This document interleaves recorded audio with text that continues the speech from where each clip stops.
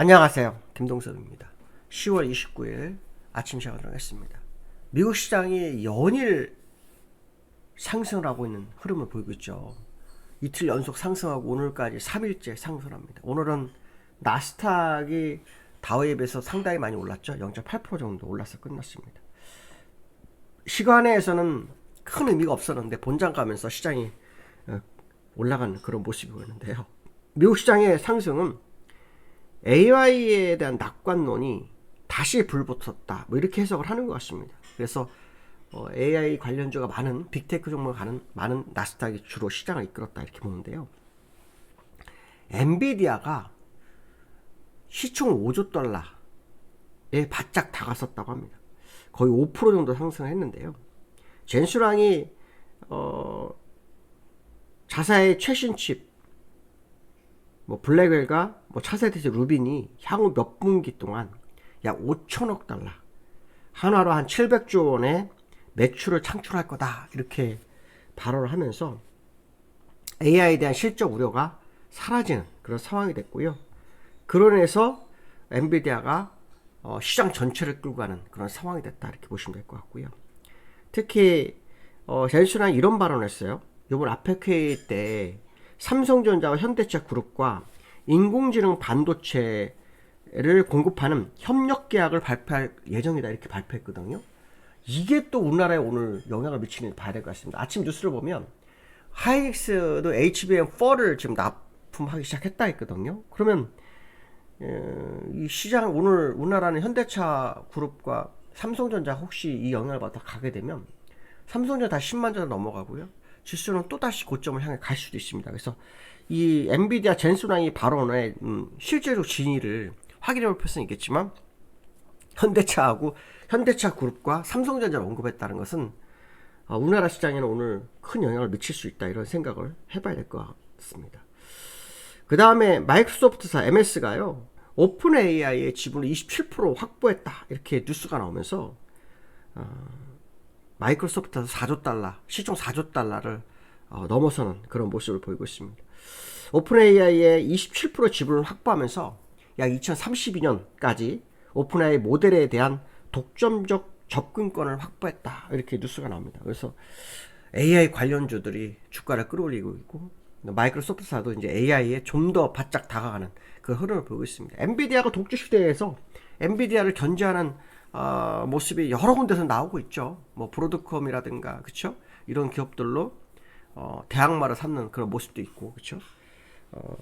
어쨌든 엔비디아의 선도주자가 실적에 대한 우려를 날려버리면서 과거 닷컴 뽑을 때는 실적이 나오겠어 라는 어떤 불안감이 시장을 흔들었는데 그 불안감을 해소시키는 흐름을 좀 보이고 있는 것만큼은 사실이다 이런 해석을 봐야 될 것 같고요. FMC 회의가 이제 오늘 밤에 마무리되죠. 오늘 밤에 마무리됩니다. 그럼 우리나라는 이제 내일 새벽에 금리의 동향을 알 수 있는데요. 일단 금리 인하는 확실하다라는 게 현재 시장의 분위기고요. 또 12월 달에도 금리 인하 가능성이 제기되고 있습니다. 여기서 중요한 건 뭐냐면 지난번에 잭슨 미팅에서 양적 긴축의 종료가 다가오고 있다는 표현을 썼었는데 이번에 그 종료를 하는지를 확인해 볼 필요성이 있겠다.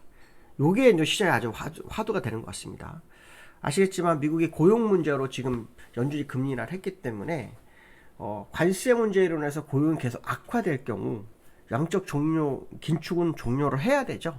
시장에 유동성을 공급해야 되는 건 사실입니다. 다만 이제 유동성 공급이 정말 고용을 해결할 수 있는지, 왜냐하면 원인 자체가 달라서 되는지를 한번 확인해야 될 것 같습니다. 그래서 그 부분을 시장에는 관전 포인트로 보는 그런 흐름을 보이고 있다 이렇게 해석이 되고 있습니다. 미국 시장의 차트를 보시면 어제 그제 중요한 부분을 넘어섰다라는 제가 표현을 써드렸죠. 오늘 다우 같은 경우에도 사실은 0.8% 올랐다가 좀 밀린 그런 흐름이지만 월봉으로는 완전히 돌파가 시작되고 있어요. 오늘 29일이니까 3일 남았습니다. 3거일 안에 급락하지 않으면 이제 월봉은 추세를 벗기는 그 흐름을 볼 수 있다 이렇게 보시면 될 것 같고요. 나스닥 완전히 치고 가죠. 나스닥 완전히 치고 가는 흐름을 보고 있습니다. 그래서 이렇게 되면 이제 새로운 고점을 만들어가는 그런 과정이 나올 수 있기 때문에 그 과정을 한번 확인해 보는 그런 상황이 좀 돼야 되겠다 이렇게 보시면 될 것 같고, 원달러는 좀 많이 빠졌어요. 1300원이 1430원이 살짝 이탈하는 흐름이 보이고 있습니다. 원달러가 뭐 정별이 깨진 건 아닌데요. 정별은 깨는 아닌데 일단 1300 어제 37원에 끝났지만 여기에서는 1432원에 끝나서 요 밑으로 살짝 내려왔어요. 역별이 깨진 건 아니지만 추가로 상승을 하지 않는 그런 흐름을 좀 보이고 있다. 이렇게 해석이 된다. 이렇게 말씀 좀 드리고 싶고요. 그 다음에 어저께 우리나라 삼성전자, 그렇죠? 삼성전자가 조금 밀렸죠. 삼성전자 어저께 장 초반에는 103,000원까지 갔다가 장주에 99,900원, 그러니까 10만전자 이탈했다가 종가에는 99,500원에서 10만전자를 회복하지 못하고 끝나는 그런 흐름이 보였어요. 10만전자를 넘어서면 상당히 의미가 있을 거다라는 제가 표현을 여러 번 해드렸었죠. 10만전자. 그래서 아직 10만전자 확실하게 돌파되는 월봉상 돌파의 모습은 아직 시간이 있죠. 아직 시간이 있습니다. 그렇죠? 오늘 포함해서 3일이 남았습니다. 그래서 31일까지 있으니까 그 시간 동안 흐름을 볼 필요가 있는데 아까 제가 말씀한 것처럼 젠슨왕이 삼성전자와 현대차그룹과 협력을 하겠어 A의 반도체 공급에 대한 계약 얘기가 나오고 있거든요. 이게 만약에 현실이라면 삼성전자가 지난번 어제 고점 103,300원을 3,000원을 돌파하는지 요게 또 시장의 관전 포인트가 될 거다 이렇게 보시면 될 것 같습니다. 다만 이제 어저께 외국인의 매도가 좀 있었어요. 외국인이 좀 매도를 좀 하면서 파는 그런 모습이 있었습니다. 그런 모습이 있었지만 이전 이틀간 매수한 거에 비하면 매도 의미가 없죠. 매도 의미가 없습니다. 그렇죠? 특히 여기 보시면 101,700원하고 98,900원에 사가지고 99,500원 정도의 매도가 되는 거니까 이건 어떻게 보면 단가상으로 맞지가 않는 그런 흐름을 보이고 있다 이렇게 보시면 될 것 같고요. 코스피가 어저께 시장 특징 중 하나는 개미가 2조를 샀습니다. 2조. 네, 2조를 매수하는 그런 흐름을 보이고 있고요. 기관이 2,000원 매도, 외국인이 1조 7,900억을 매도합니다. 특히 외국인은 프로그램도 1조 7천억을 매도하면서 3조 4천억 이상 매도했고요.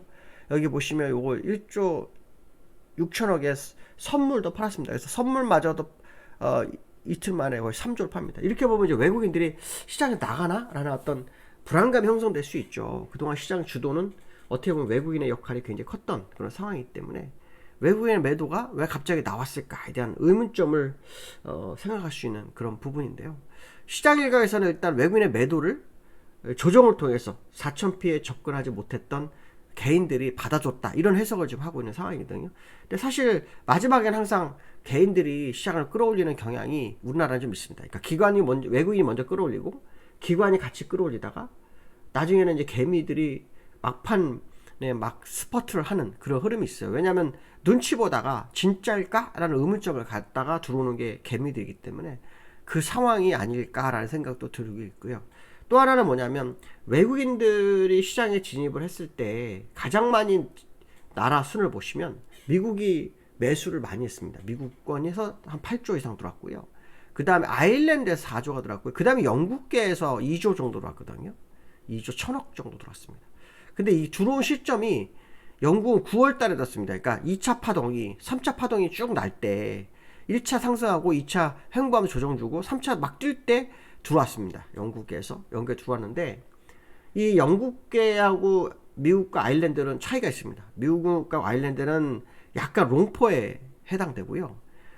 그 다음에 영국계는 약간 쇼포에 해당됩니다. 그래서 짧은 기간 매매는 영국계거든요. 그래서 영국계가 나간 거 아닐까라는 생각이 갑자기 듭니다. 왜냐면 영국계는 보통 길면 6개월, 짧으면 3개월 매매를 하거든요. 그래서 코스피를 좀 보시면 9월 달에 들어왔거든요. 영국계가 여기서 들어왔어요. 9월 6일.